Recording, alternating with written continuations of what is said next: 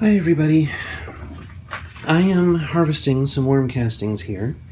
I took a bunch of them and I have gotten rid of as many worms as I could find before I start sifting these out. Every now and then I come across a baby worm, but I can take that baby worm and put it back where it goes if I do.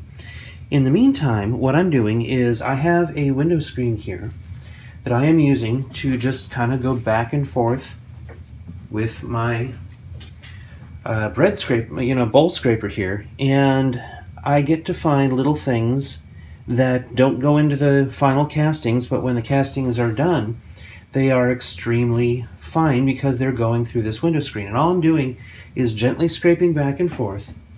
I don't want to build up stuff too badly on the scraper, and I don't want to make the moist worm castings clump, so I'm just kind of going back and forth and back and forth.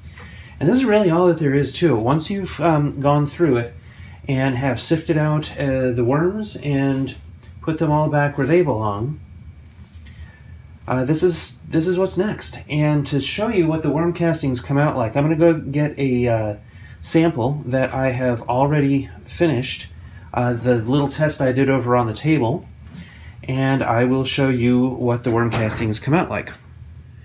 These are exceptionally fine worm castings, and I know it's a little hard to tell with my hands being dirty and all, but these are really, really fine. They're actually smaller than coffee grounds, and when the worm castings are done, this is what you get.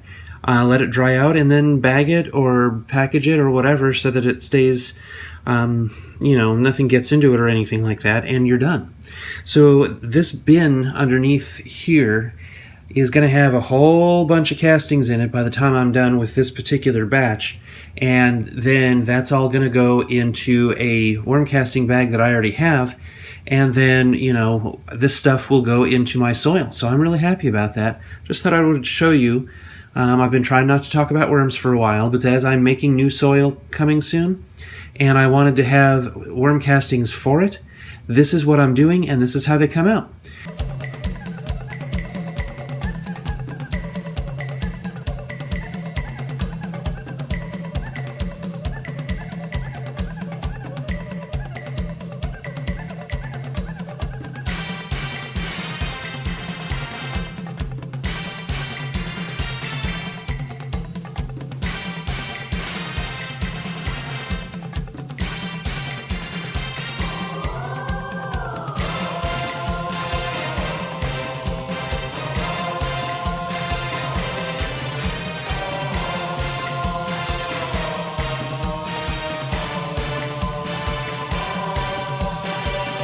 It's funny, I think they make me happy. They do. I love getting worm castings, and when I first started growing, I only had worm castings as fertilizer, so I didn't have anything, not fertilizer, soil amendment. I didn't have anything that I could use to feed the soil and bring, life to the soil other than worm castings, and I fell in love with them, and I've decided that I wanted to learn how to make my own.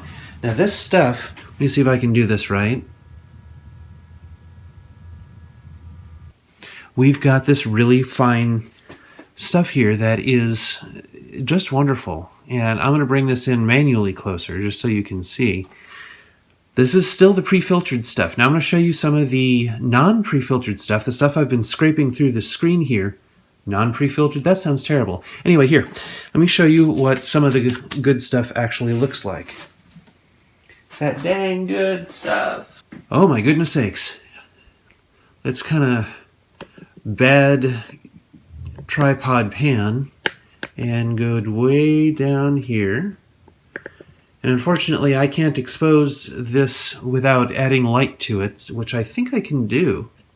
Yeah, so let's take a look at the refined worm castings, if you want to call them that. Refined.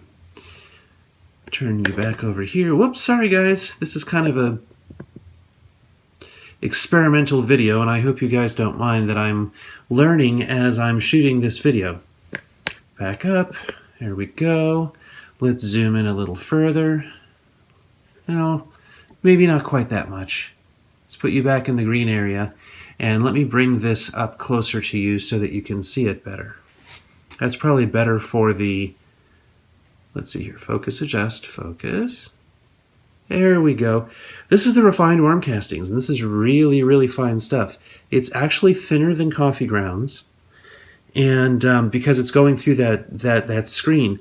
And this stuff will clump if I pinch it, but look how easily it breaks apart.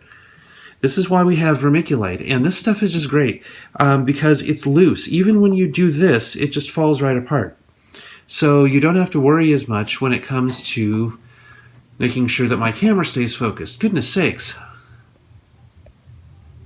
Thank you. I guess I should be paying more attention when I'm filming.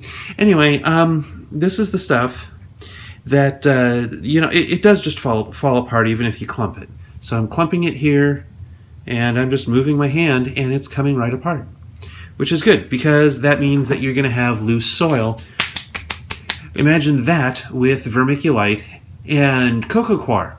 You're going to have a very light, airy soil. You're going to have worm castings that have, you know, a low but good NPK, usually somewhere between 0 and 1 per. But that's not the only reason to use worm castings. The other reason to use worm castings is because it brings that microbial life to the soil.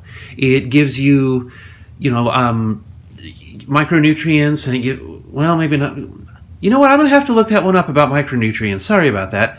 But it does bring bacteria and fungi to your soil, and it gives your soil life so that you can feed the soil, and the soil can then feed your plants.